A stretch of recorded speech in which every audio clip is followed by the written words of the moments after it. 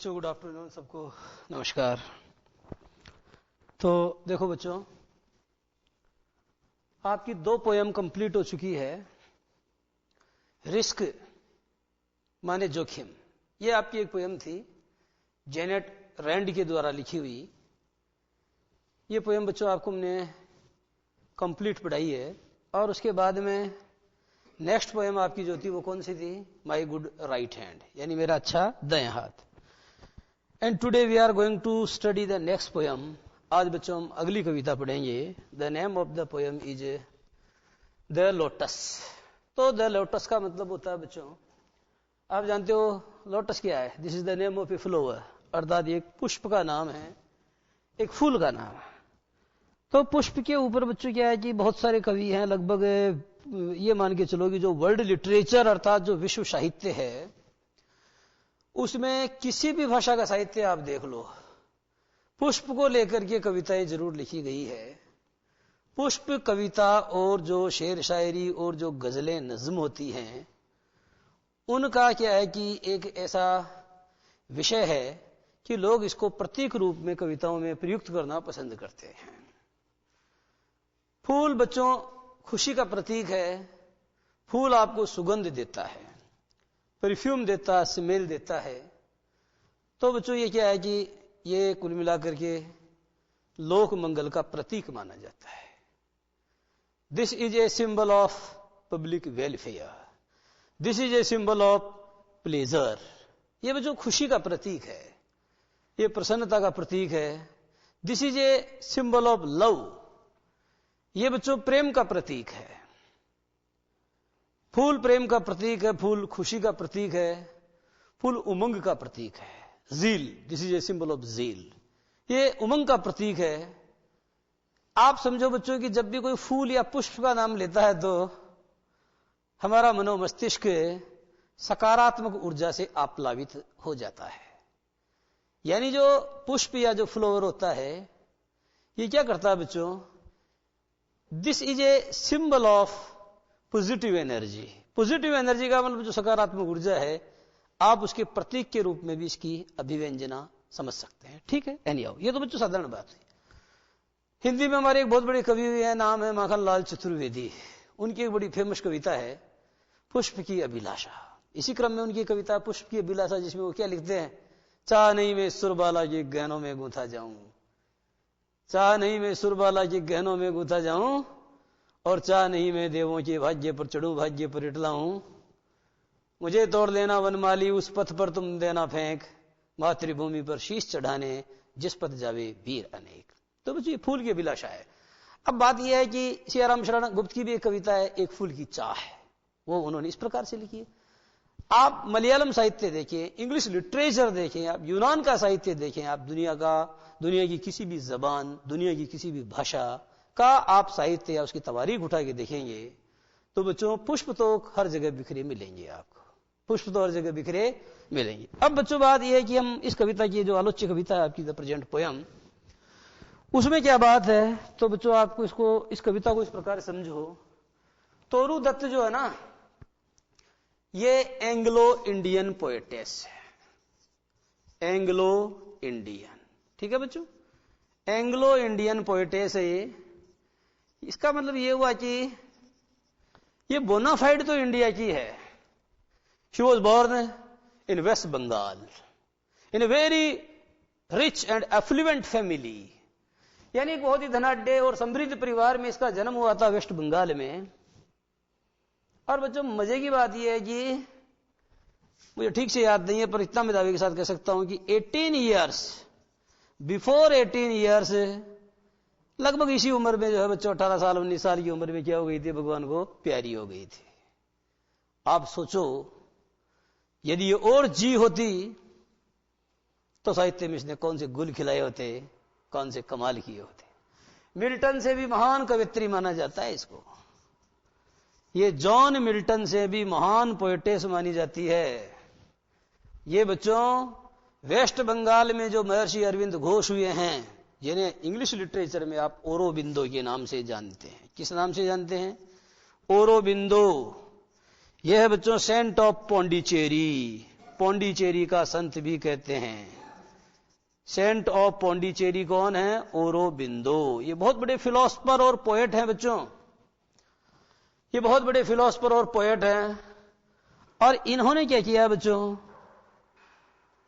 एक है क्या बोलते हैं लाइफ डिवाइन, और एक है डिवाइन कॉमेडी। ध्यान दो बच्चों, डिवाइन कॉमेडी दांते ने लिखी है, और जो लाइफ डिवाइन पुस्तक है ये इन्होंने लिखी, लाइफ डिवाइन। किसी जगह बच्चों आपको डिवाइन लाइफ भी पढ़ने को मिल सकता है, लाइफ डिवाइन या डिवाइन लाइफ माने दिव्य जीवन होता है। तो बच्चों ये अंग्रेजी साहित्य की महान थाती है। इट्स अ वेरी वैल्यूएबल और a very precious treasure in English literature. अंग्रेजी साहित्य में बच्चों इसको बहुत महत्वपूर्ण खजाना माना जाता है। औरोबिंदो को बच्चों आप क्या बोलते हो? Saint of Pondicherry. He was a great philosopher and a poet. ये बच्चों महान दार्शनिक और महान कवि थे, और इनकी किताब का नाम मैंने बताया लाइफ डिवाइन। इन्होंने बच्चों सावित्री लिखा, इसने भी सावित्री लिखा। अगर आपसे पूछा जाए सावित्री पोयम किसने लिखी है, तो सावित्री पोयम तो बच्चों तोरू दत्त ने लिखी है। और अगर आपसे पूछा जाए कि सावित्री नाम पर एपिक, एपिक यानी बच्चों क्या होता है? महाकाव्य। जैसे Shri Ramcharitmanas is an epic composed bye Tulsidas. Shri Ramcharitmanas एक महाकाव्य है, किसके द्वारा, किनके यश का आधार है?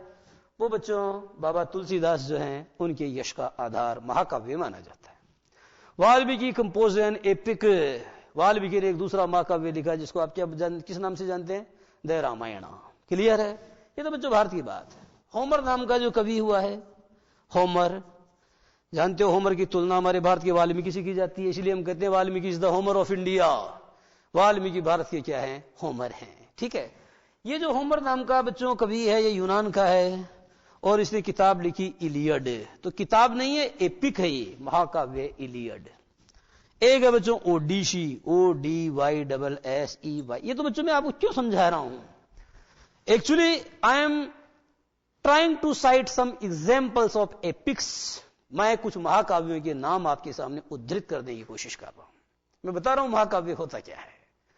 तो महाकाव्य बच्चों एक ऐसी कविता होती है जिसमें नायक के समग्र जीवन को विषय वस्तु बना करके, जिसमें नायक के समग्र जीवन को कथा वस्तु बना करके क्या किया जाता है? पोयम लिखी जाती है। लेकिन वो पोयम कैसी होती है? Based on a story. वो बच्चों एक स्टोरी के ऊपर बेस्ड होती है, इसीलिए आप उसको हिंदी में प्रबंध रचना कहते हैं, गाथा गीत कहते हैं, और अंग्रेजी में इस प्रकार की रचनाओं क्या बोलते हैं? बैलड। अब बच्चों बैलड से एक दूसरी बात आएगी। एक किताब है बच्चों ballads and legends of Hindustan. ध्यान दो, very very important, ballads and legends of Hindustan. Ballads and legends of Hindustan का मतलब जानते हो क्या है? इसका मतलब है बच्चों हिंदुस्तान के गाथा गीत और हिंदुस्तान की गाथाएं। हिंदुस्तान के गाथा गीत और हिंदुस्तान की गाथाएं। ये इंपॉर्टेंट क्यों है बच्चों? ये इसलिए इंपॉर्टेंट है, ये अंग्रेजी साहित्य में लिखी गई एक कविताओं का संग्रह है। This is a collection of poems in English. ये अंग्रेजी भाषा में लिखी गई बच्चों क्या है? कविताओं का एक संग्रह है। और मजे की बात यह है कि ये कविता जो मैं आपको पढ़ाने वाला हूं कौन सी? तो ये जो the lotus, the poem the lotus has been taken, और the poem the lotus has been extracted from ballads and legends of Hindustan composed by Toru Dutt herself. Toru Dutt के द्वारा एक कविता संग्रह लिखा गया। आप जानते हो कविता संग्रह होता है, जैसे गीतांजलि क्या है? वो कोई महाकाव्य नहीं है, that is a collection of poems. वो महज कविताओं का संग्रह है। तो इसी प्रकार से बच्चों ये जो कविता दूसरी में बता रहा हूं, ballads and legends of Hindustan, ये क्या है? This is also a collection of poems. ये भी कविताओं का संग्रह है। और इस कलेक्शन ऑफ पोयम्स के में कई कविताएं हैं। एक लक्ष्मण के ऊपर है, एक सावित्री के ऊपर है, और बच्चों एक किसके ऊपर है? ये लोटस नाम की जो कविता है वो कौन से काव्य संग्रह से उद्धृत की गई है? तो बच्चों आप कह सकते हो ballads and legends of Hindustan नामक पुस्तक जो है उससे उद्धृत की। याद रखने का तरीका, राजस्थान के इतिहास का पिता किसे कहते हैं? कर्नल जेम्स टॉड को कहते हैं, कॉलोनल जेम्स टॉड। उनकी एक बुक है बच्चों बड़ी मशहूर, कौन सी? किताब का नाम है बच्चों क्या? Annals and antiquities of Rajasthan. Annals and antiquities of Rajasthan. और बोलो बच्चों ballads and legends of Hindustan. Annals and antiquities of Rajasthan and बच्चों बोलो ballads and legends of Hindustan. ये रचना बच्चों 1882 में छप के आई थी। कब छप के आई थी ये 1882 की रचना है। आप जानते हो 1885 में, जैसा ही कहता रहता हूं कि हमारे कांग्रेस की स्थापना हुई थी 1885 में, एक डेट है, तो आप उसे पता लगा सकते हैं कि उसके 2-3 साल पहले ये आई थी। ठीक है, 2-3 साल पहले ये रचना आई थी। जैसा कि बच्चों पिछली क्लास में मैंने आपको बताया था कि वो क्या नाम है उसका, Khalil Gibran, he was born in 1883। उसका जन्म बच्चों 1883 में हुआ था और 1931 में वो मरा था। मैंने कहा था जो सरदार भगत सिंह हैं वो कब जन्मे, 1907 में जन्मे और 1931 में वो मरे, जब दूसरा गोलमेज सम्मेलन हुआ। महात्मा गांधी उसमें हिस्सा लेने के लिए गए और जब महात्मा गांधी आए तो उन्होंने कहा कि मैंने भारत के झंडे को झुकने नहीं दिया है, लेकिन भारत, फिर भी महात्मा गांधी का जो है भारत में काफी विरोध हुआ, उनको काले झंडे दिखाए गए। वजह यह थी कि जब वो गोलमेज सम्मेलन में माने राउंड टेबल कॉन्फ्रेंस के अंदर पार्टिसिपेट करने गए तो उन्होंने कई महत्वपूर्ण मुद्दों के ऊपर चर्चा की, परंतु सर्वाधिक महत्वपूर्ण मुद्दा क्या था, वो था भगत सिंह की रिहाई। और उस मुद्दे को उन्होंने दरकिनार किया, उस मुद्दे पर उन्होंने बिल्कुल भी चर्चा नहीं की। इस वजह से महात्मा गांधी की काफी आलोचना हुई, उनको काले झंडे दिखाए गए, उनका बिल्कुल भी स्वागत नहीं हुआ यहाँ। एनिया वो बातें अपनी जगह हैं, इतिहास की बातें हैं, अपनी बात जो है बच्चों आ गई। अब बच्चों ये जो कविता है इसका थीम क्या है, what is the theme of this poem, इस कविता का मूल प्रतिपाद्य क्या है, कवियत्री इस कविता के माध्यम से आपको क्या समझाना चाहती है। क्या वो आपके सामने लोटस नाम का जो फूल है उसका बखान करना चाहती है? नहीं बच्चों, जनरली होता यह है कि जब भी कोई फूल वगैरह पे पोयम लिखी जाती है तो उस फूल की विशेषताओं का बखान किया जाता है, उसका वर्णन किया जाता है। वर्णन तो यहां भी है, बखान तो यहां भी है, but in a different pattern, but in a different way. कुछ अलग तर्ज है, कुछ अलग तरीका है इस कवियत्री का, अलग तरीके से ये जो है बता रही है आपको बात बच्चों क्या है कि आप जानते हो कि जैसे हमने ये कहा कि साहब बच्चों ध्यान समझना, जो बात समझाना चाह रहा हूं मैं आपको दूसरा उदाहरण दूंगा, लेकिन बात जो है मेरी उसी जगह आकर के रुकी।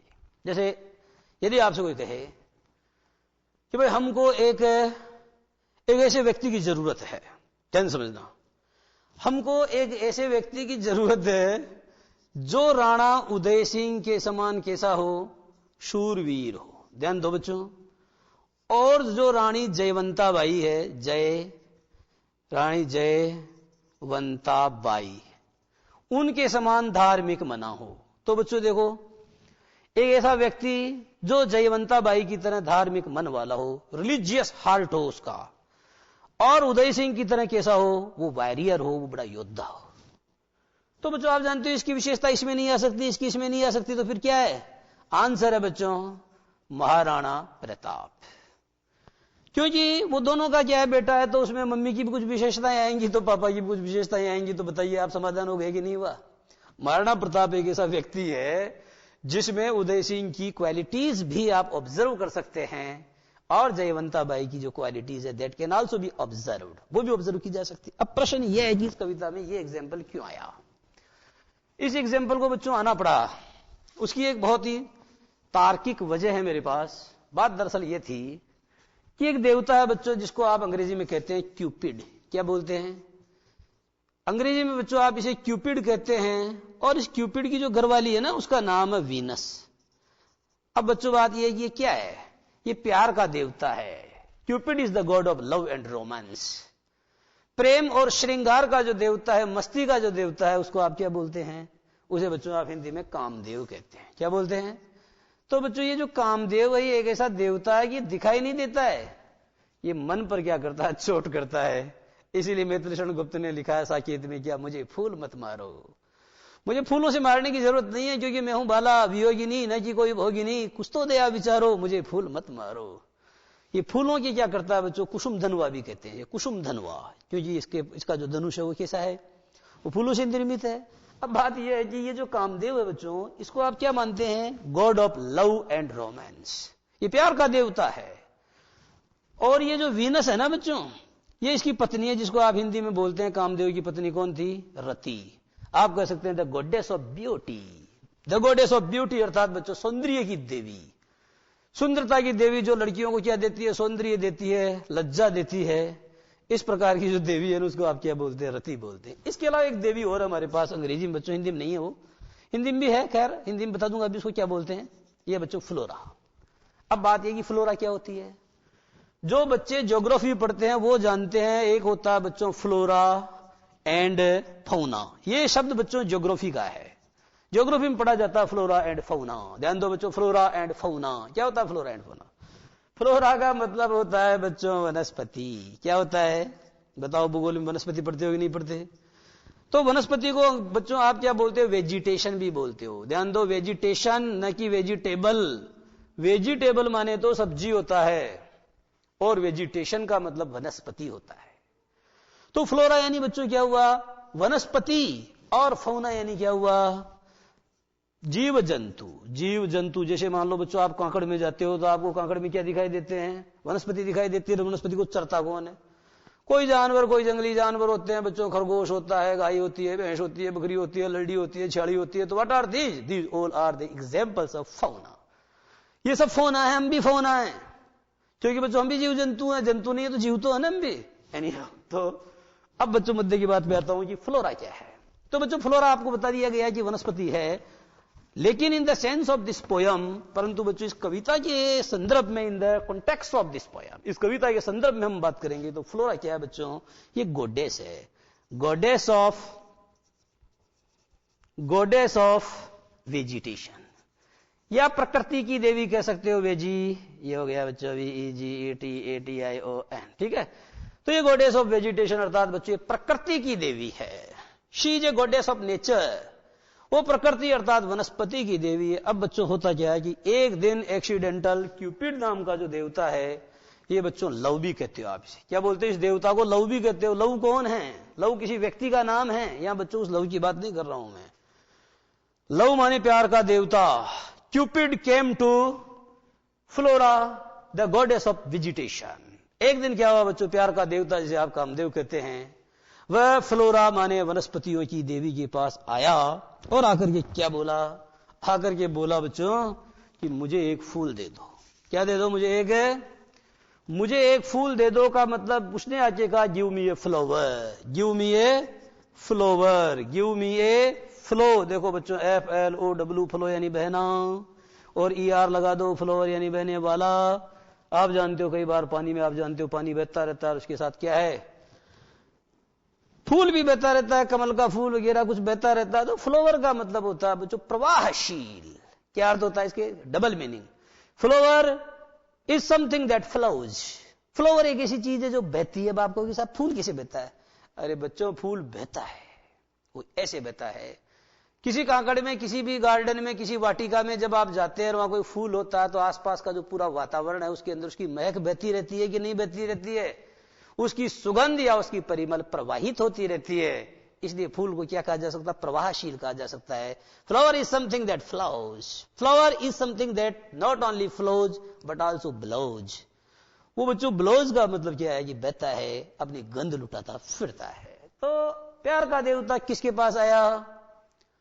वनस्पतियों की देवी के पास आया। क्यूपिड या लव किसके पास आया? क्यूपिड या लव बच्चों अंग्रेजी में कहीं तो फ्लोरा के पास आया और आकर के उसने क्या बोला? गिव मी ए फ्लावर, अर्थात मुझे एक फ्लावर दे दो। बच्चों एक फ्लावर होता है, एक फ्लोर होता है, first floor, second floor, third floor. एक बच्चों आटा चक्की वगैरह आप आटा पिसवाने जाते हो, क्या बोलते हो? फ्लावर मिल बोलते हो। तो बच्चों उच्चारण एक जैसा है, but there is some difference in spelling, परंतु वर्तनी में थोड़ा फर्क है। ये पेरोनिम्स कहलाते हैं, जहां स्पेलिंग में थोड़ा सा अंतर होता है लेकिन अर्थ में रात दिन का फर्क होता है। तो ये चीजें आपको जाननी चाहिए। इस क्रम में बच्चों अपनी बात जारी रहेगी, परंतु इससे पहले हम लेंगे 2 मिनट का ब्रेक।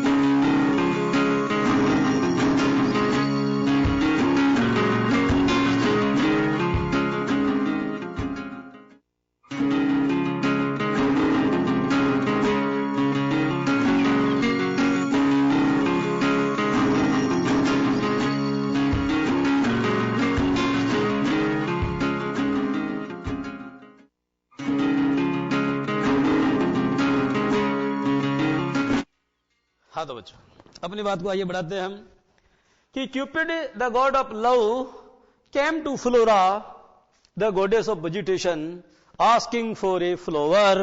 उसने बच्चों क्या मांगा? एक फूल मांगा। लेकिन फूल कैसा होना चाहिए? लेकिन उसने कहा बच्चों कि फूल मुझे दे दो, लेकिन फूल ऐसा दो जो कैसा हो? The most beautiful flower. क्या हो? द मोस्ट ब्यूटीफुल फ्लावर, यानी सबसे खूबसूरत फूल होना चाहिए। अब ध्यान दो बच्चों, फूल को आप क्या कहते हो? ब्यूटीफुल कहते हो, क्योंकि फूल क्या होता है?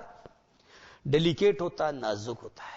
लड़की को ब्यूटीफुल कहते हो क्योंकि लड़की क्या होती है? डेलिकेट होती है, नाजुक होती है। लेकिन लड़के को कभी ब्यूटीफुल नहीं कहते।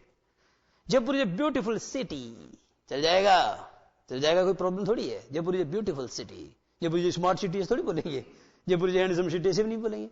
तो city can be beautiful, flower can be beautiful, a girl can be beautiful, but a boy can never be beautiful. लेकिन एक लड़का बच्चों कभी भी क्या नहीं हो सकता? ब्यूटीफुल नहीं हो सकता। कैसा हो सकता है? वो स्मार्ट हो सकता है, दैट कैन बी हैंडसम, वो हैंडसम हो सकता है। तो ये विशेषण है बच्चों, ब्यूटीफुल, ये खास है। इसका प्रयोग खास चीजों के लिए होता है। लेकिन ऐसी चीजें जो उग्र हो, जैसे लड़के होते हैं, प्रचंड हो, फायर्स, उनके साथ में ब्यूटीफुल शब्द का प्रयोग शोभा नहीं देता है। ठीक है। अब बच्चों जैसे आप जानते हो PLUC के पलक यानी तोड़ना और BREA के ब्रेक यानी भी तोड़ना। अब फर्क क्या है? लॉर्ड रामा ब्रोक द बो, राम ने धनुष तोड़ा।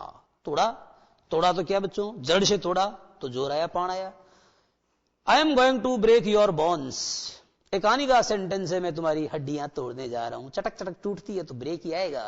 But Sita went to garden, परंतु सीता कहां गई बच्चों? जनक वाटिका में गई। In order to pluck some flowers. नहीं, सीता क्यों गई? राम गए थे। Ram went to garden, Ram went to garden in order to pluck some flowers. अब बच्चों यहां ब्रेक का प्रयोग नहीं किया, क्योंकि जब फूल जब तोड़े जाएंगे तो फूल को ब्रेक थोड़ी करोगे आप। फूल बड़े कोमल होते हैं, तो कोमल चीजों को आप जब तोड़ते हैं तो उसके लिए पलक शब्द का प्रयोग होता है। पलक माने फूलों को चुना जाता है, पुष्प चुने जाते हैं। क्या किए जाते हैं? पुष्प तो चुने जाते हैं और बाकी जो कठोर चीजें वो तोड़ी जाती है। अब बच्चों बुद्धि की बात पे आते हैं। आज ये क्या बोला? मुझे एक ऐसा फूल दे दो which can be said to be the most beautiful flower, जिसे कहा जा सके सबसे खूबसूरत फूल। Which can be said to be the queen of all the flowers, को सारे फूलों की क्या कहा जा सके? रानी कहा जा सके। ये अंग्रेजी और हिंदी के बच्चों यही तो अंतर है, यही तो बीमारी, जरा समझना आप। हम क्या कहते हैं? हम बच्चों पुलिंगवादी हैं, हम मस्क्यूलाइन माइंडेड हैं। हम कहते हैं अन्न का राजा, अन्न की रानी कोई नहीं बोलता। अन्न का राजा गेहूं। क्या होता है बच्चों? अन्न का राजा गेहूं। एक राम वृक्ष बेनीपुरी हिंदी के राइटर हैं, उनका एक चैप्टर भी है इस प्रकार का, जिसमें वो बताते हैं कि अन्न का राजा गेहूं है। ओके। फलों का राजा आम है, रसों का राजा श्रृंगार है, ऋतुओं का राजा। अब ऋतु तो स्त्रीलिंग है, तो ऋतु की रानी बोलना चाहिए ना, समझो। बट वी नेवर से, पर बच्चों हम कभी नहीं कहते क्या? द क्वीन ऑफ सीजन्स, अर्थात ऋतुओं की रानी हम कभी नहीं कहते। हम ऋतुओं का राजा, ऋतुराज, बसंत आया है। ये बसंत वैसे तो स्त्रीलिंग है, लेकिन जब आप कहते हो तो ऋतुराज, ऋतुराज का मतलब क्या होता है? बसंत होता है। तो बच्चों ऋतुओं का राजा बसंत है। अब बात यह कि फूलों का राजा कौन सा हो?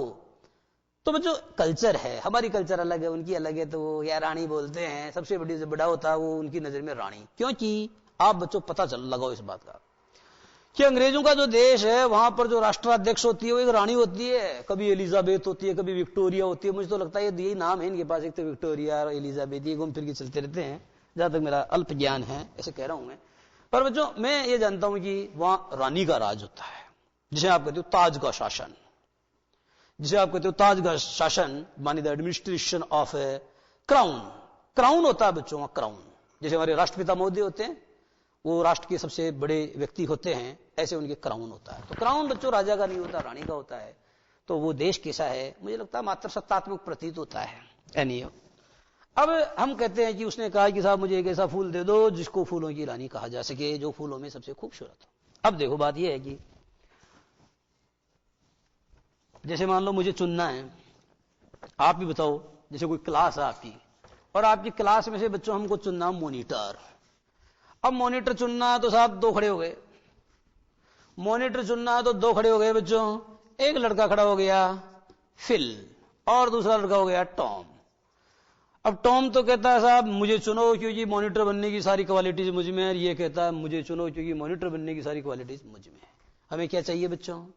We need a monitor for the class. हमको क्लास के लिए मॉनिटर चाहिए, who can monitor the class. We need a monitor who can monitor the class. हमको एक ऐसा मॉनिटर चाहिए जो क्लास को मॉनिटर कर सके। मॉनिटरिंग क्या होता है? मॉनिटरिंग की जाती है, निगरानी की जाती है। क्लियर? ये कहता मुझे बनाओ, उधर टॉम कहता मुझे बनाओ। इसकी अपनी खास बात है, उसकी अपनी खास बात है। ये कहता है कि मैं नेले पे दला हूं, और वो कहता है कि मैं दले पे भी 11वां हूं। ये कहता है मैं क्या है, मैं 19 पे 20 हूं, अगला कहता है अपन 20 पे 21 है।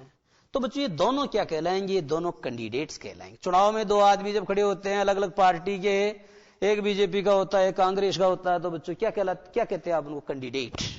हिंदी में बोले तो अभ्यर्थी। अभ्यर्थी कभी नहीं, अभ्यर्थी। और इसको हिंदी में, उर्दू में उम्मीदवार कहते हैं।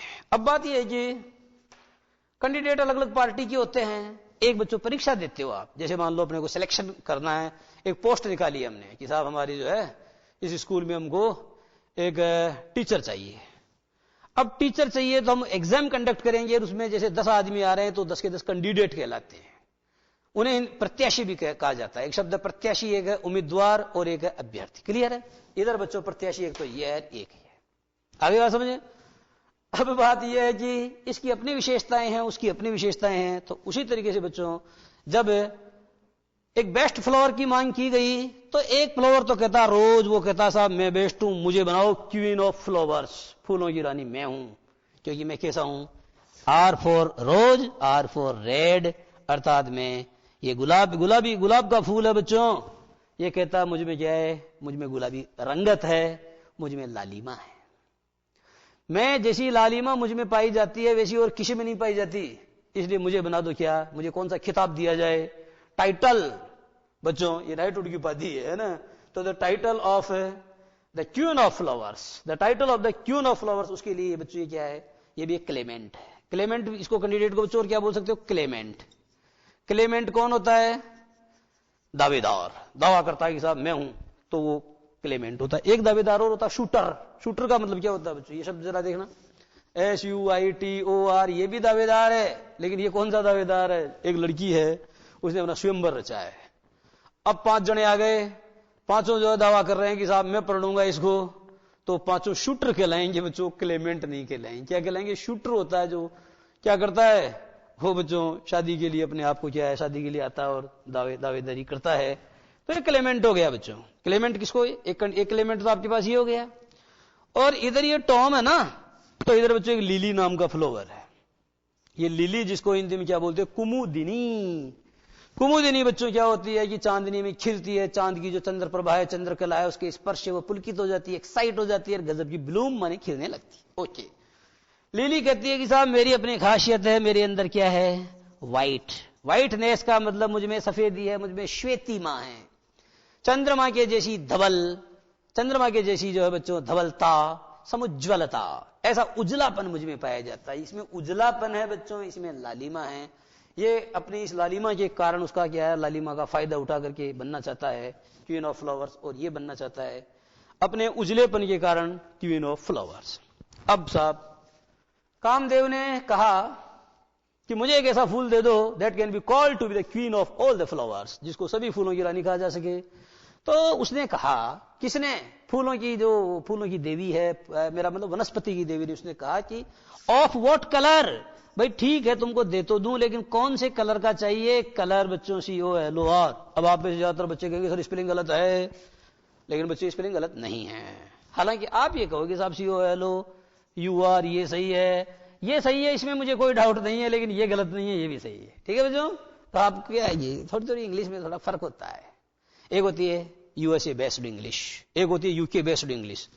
तो UK वाली तो नीचे वाली है, और ज्यादा सही इसी को मानते हैं अपन, ऑथेंटिक अपने जो स्टैंडर्ड इंग्लिश इसी को माना जाता है।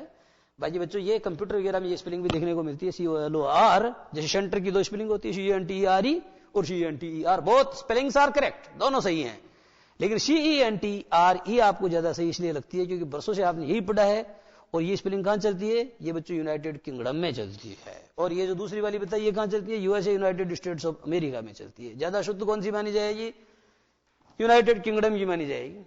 आइए बढ़ते हैं। ऑफ व्हाट कलर, कौन से कलर का फूल दूं, तो कामदेव के मुंह से निकल गया बिल्कुल लाल दो, तो लाल दो। फिर उसने अपना मानस बदला, ही चेंज्ड हिज माइंड, फिर उसने अपना मानस बदला और उसने कहा नहीं नहीं मुझे सफेद दो, फिर उसने अपना मानस बदला, उसने कहा नहीं नहीं मुझे तो ऐसा दो जो घोड़ा भी हो, घोड़े की खासियत भी हो और गधे की खासियत भी हो, तो फिर उसको कचरे उठा के देंगे हम।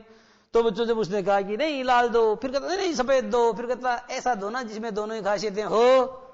तो बच्चों वनस्पति की देवी ने क्या किया, उस कामदेव को उठा करके दे दिया द लोटस फ्लावर, माने कमल का फूल, जिसके अंदर दोनों विशेषताएं पाई जाती है। बात समझ में आ गई है।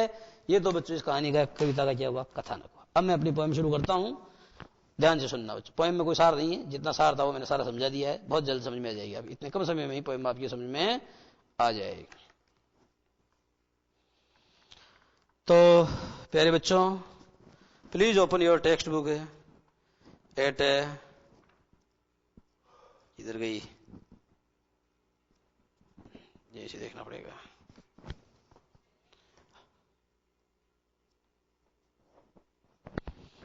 Please open your text book at page number 149।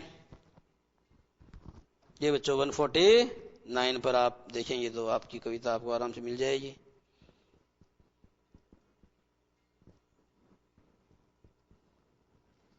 जी हाँ, देखो बच्चों पोयम है, ये भी एक सोनेट है। लव केम टू फ्लोरा, प्यार का देवता किसके पास आया, वनस्पति की देवी के पास आया। ठीक है, एक ब्यूटी कंटेस्ट है, और ब्यूटी कंटेस्ट में आपके पास में दावेदार कौन है, एक लिली एक, और एक तरफ से रोज है। ठीक है, और जूरी कौन है, जूरी फ्लोरा है, फ्लोरा जूरी है, वो डिसाइड करेगी कौन है कौन नहीं है। तो लव मानी क्यूपिड केम टू फ्लोरा, अर्थात जो प्यार का देवता है, the god of love, came to Flora the goddess of vegetation, asking for a flower, and he demanded for a flower. और उसने क्या किया बच्चों, उसने एक फूल की मांग की, that would of all, that would be, देखो बच्चों ये बी आगे आ रहा है, इसको इसके साथ जोड़ दो ताकि आपको सुविधा हो जाए। That would be undisputed queen of all flowers, जो सभी पुष्पों की क्या हो, अनडिस्प्यूटेड क्यून हो। अनडिस्प्यूटेड का मतलब बच्चों कोई उस पर निर्विरोध, जैसे कई बार क्या होता है बच्चों, निर्विरोध कैंडिडेट भी तो खड़ा हो जाता है, निर्विरोध। तो अनडिस्प्यूटेड का मतलब जिस पर कोई विवाद ना हो, तो अर्थात निर्विवाद या निर्विरोध। तो कहने का मतलब मुझे एक ऐसा फूल दो जो सभी पुष्पों की निर्विरोध रानी कही जा सके, जो सभी पुष्पों की निर्विवाद या निर्विरोध रानी या वहां की जो उन सब की जो है शहजादी कही जा सके। ठीक है, the lily and the rose long long had been rivals, rival माने क्लेमेंट्स यानी कॉम्पिटिटर्स, और बच्चों युगों युगों से इस पद को प्राप्त करने के लिए लिली और रोज नाम के जो दो फ्लावर हैं वो क्या थे, वो कॉम्पिटिटर्स थे, अर्थात वो प्रतियोगी थे। They had been competitors for ages and ages in order to attain that post, in order to attain that title. उस टाइटल को पाने के लिए बच्चों क्या है कि लिली और रोज नाम के जो दो फूल हैं वो युगों युगों से क्या थे बच्चों, they wanted to attain that high honour, अर्थात उस उच्च सम्मान को या उच्च टाइटल को पाने के लिए क्या है, बरसों बरसों से ये दोनों एक दूसरे के क्या थे, विरोधी थे। और ये दोनों के दोनों बच्चों क्या थे, कॉम्पिटिटर्स, प्रतिस्पर्धी थे। बर्ड्स ऑफ पावर हैड संग देयर क्लेम्स। अब बच्चों आप जानते हो देव बड़े या बिहारी, तो जो बिहारी का फैन है वो बिहारी के लिए कहेगा साहब बिहारी अच्छा, ज्यादा अच्छा कवि है, और जो देव का फैन है वो कहेगा साहब नहीं देव ज्यादा अच्छा कवि है। देव बड़े या बिहारी, तो बच्चों कई लोगों ने देव को बड़ा बताया, कई लोगों ने बिहारी को बड़ा बताया। उसी तरीके से पोएट, देखो बच्चों उसी तरीके से बर्ड्स ऑफ पावर, ये बच्चों ध्यान देना, इस बात को समझने की कोशिश करना है, बहुत गहरी बात। बर्ड्स ऑफ पावर, तो जो बर्ड्स ऑफ पावर का मतलब क्या होता है जरा ध्यान देना। इसे यो भी कहा जा सकता है, ऑफ पावर को आगे ला रहा हूं, पावरफुल बर्ड्स, बोलो एक ही बात है। तो बर्ड्स ऑफ पावर का मतलब होता है बच्चों शक्ति से युक्त कवि, और यहां क्या हो गया, शक्तिशाली या सशक्त कवि, बात एक ही है ना। तो बच्चों आप ये बताओ कि ये जो दोनों शब्द हैं, एक दो, एक शब्द आया दो, ये बच्चों दो हो गए, ये शब्द समूह हैं। Is there any verb? There is no verb. तो बच्चों ये फ्रेज है। अब ये किसको रिप्लेस कर रहा है? ये एडजेक्टिव को रिप्लेस कर रहा है बच्चों, इसलिए इसको एडजेक्टिव फ्रेज कहा जाएगा। Adjective phrase is a group of words that can replace an adjective. अर्थात बच्चों एक एडजेक्टिव को रिप्लेस कर सके एक ऐसा फ्रेज जो होता है जिसमें कोई वर्ब नहीं होती है, उसी को आप एडजेक्टिव फ्रेज कहते हैं। जैसे मैंने कहा यूजलेस और मैंने कहा ऑफ नो यूज। यूजलेस को आप यूं भी कह सकते हो ऑफ नो, जैसे this book is of no use, यूं कह दो ना यार दिस बुक इज यूजलेस, एक ही बात है। तो बच्चों आप ये समझो कि द पोएट्स ऑफ पावर, इसका मतलब होता है द पावरफुल और द फेमस पोएट्स, या जो ग्रेट पोएट्स अर्थात जो महान कवि हैं बच्चों, दे हैड संग देयर ग्लोरी रिस्पेक्टिवली। अर्थात बच्चों अलग अलग कवियों ने क्या किया, उनका अलग अलग जो क्रमशः गौरवगान किया है। जो लिली को पसंद करता है उसने लिली के पक्ष में लिखा है, कविताएं गाई है, और जो इसको रोज को पसंद करता है उसने रोज के पक्ष में कविताएं गाई है। तो बर्ड्स ऑफ पावर हैड संग देयर क्लेम्स, दे हैड संग देयर ग्लोरी। अलग अलग कवियों ने इन फूलों की अलग अलग गरिमा या इनका गौरव जो है, इनका गौरवगान किया है, इनका गौरव गाया है। The rose can never tower. एक कवि कहता है कि साहब देखो ऐसी बात है, लिली ज्यादा बड़ा है और ये रोज है ना इसमें तो कुछ भी नहीं। वो इसके बारे में क्या बताता है कि the rose can never tower. ध्यान दो बच्चों, the rose can never tower. अब आपको सब टावर यानी क्या होता, खंभा होता है। अरे बच्चों कैन मॉडल के बाद आ रहा तो ये वर्ब है। ये कहता है टावर यानी क्या होता है, खंभा होता है, मीनार स्तंभ है। तो बच्चों इसका मतलब ये हुआ कि जो रोज नाम का फूल है, it can never tower. It can never tower का मतलब बच्चों क्या है, जैसे कुमुदनी है, ये मुरझी पड़ी है और चांद के खिलते ही क्या होता है बच्चों, ये उत्तेजित हो जाती है, तन जाती है। कुमुदनी जो होती है बच्चों वो चांद को देख करके क्या हो जाता है, चांद को देख करके जो कुमुदनी है बच्चों वो तन जाती है। ढीला, इसके जो ढीले पड़े अंग हैं उनमें क्या आ जाती है, एक उत्तेजन आ जाती है, एक एक्साइटमेंट आ जाता है। तो ये कहता है कि बच्चों ये गुण केवल इसमें है, लिली में, इसमें नहीं है। इसलिए वो कहता है the rose can never tower like lily flower. अर्थात लिली फूल की तरह बच्चों क्या नहीं हो सकता, लिली फूल की तरह ये जो गुलाब का फूल है ना, ये कभी भी तन मतलब कि तनता नहीं है। और बच्चों एक जानते हो प्राइड आदमी किस में तनता है, अरे साला में तो सांप बन गया और सांप बन करके मेरे साथ तन गया। तो यह बच्चों गर्व की बात है। कौन सी बात है, या गर्व की बात है। तो बताया जा रहा है कि देखो बर्ड्स ऑफ पावर हेड संग देयर क्लेम्स, अर्थात सशक्त कवियों ने या ग्रेट पोएट्स ने जो है इनका स्तुति गान, इनका प्रशस्ति गान किया है। और एक कवि कहता है the rose can never tower like the pale lily. Pale माने होता बच्चों पीला, येलो। तो पीले रंग का थोड़ा सा पीला पड़ा हुआ लिली नाम का जो फूल है उसकी मानिंद या उस लिली की तरह बच्चों रोज जो वो कभी भी क्या नहीं, गुलाब क्या नहीं हो सकता, कभी भी तन नहीं सकता है। विदर जूनोमीन, विदर जूनोमीन, विदर जूनोमीन। बच्चों ध्यान दो, ये जूनो कौन है बच्चों, ये जूनो जो है जुपिटर की घरवाली है। जुपिटर का मतलब बच्चों हिंदी में बृहस्पति विद्या का देवता, लेकिन अंग्रेजी में इसको कहा जाता है रेन गॉड। इसका मतलब गॉड ऑफ रेन माने बारिश का देवता। आप बोलते हो इंद्र देवता और वो लोग कहते हैं बारिश का देवता। तो जो बारिश का देवता है, जो इंद्र देवता है बच्चों, इसकी जगह उन्होंने किसको माना, जुपिटर। और जुपिटर की पत्नी का नाम क्या है, जूनो। जूनो बहुत खूबसूरत है, जूनो की अदाएं बड़ी ही खूबसूरत हैं। तो बच्चों ये कहता है कि ये जो रोज नाम का फूल है ये लिली नाम के फूल की तरह कभी भी तन नहीं सकता है। और विदर जूनोमीन, विदर जूनोमीन का मतलब होता है बच्चों जूनो की, विदर जूनोमीन का मतलब होता है the lily flower is as beautiful और एज चार्मिंग एज जूनो।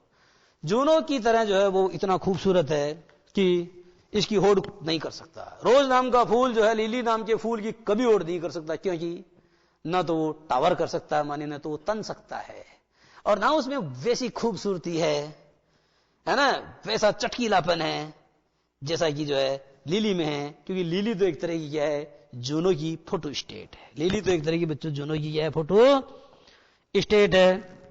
तो बच्चों इस तरह से आज की बात यहीं समाप्त और आगे वाली बात अगली क्लास में। नमस्कार।